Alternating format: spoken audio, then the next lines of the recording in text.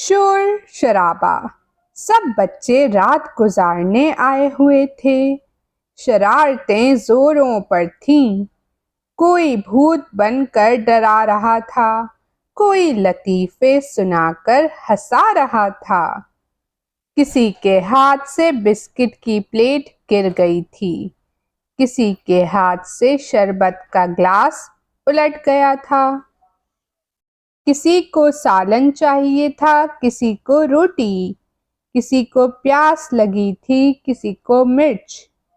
किसी को कपड़े बदलना था, किसी को जूते, किसी को टीवी पर ड्रामा देखना था, किसी को कार्टून। कोई ढोल बजा रहा था, कोई गा रहा था। घर में शोर मचा हुआ था।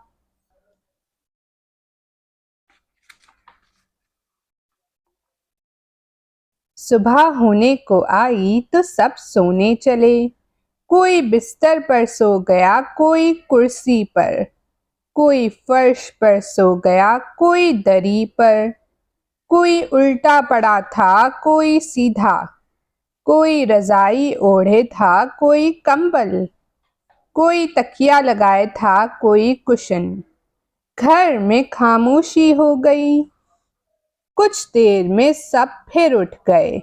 किसी को दूध चाहिए था, किसी को चाय, किसी को पराठा चाहिए था, किसी को टोस्ट, किसी को अंडा चाहिए था, किसी को पूरी भाजी, और अम्मी को चाहिए थी कुछ देर की खामोशी।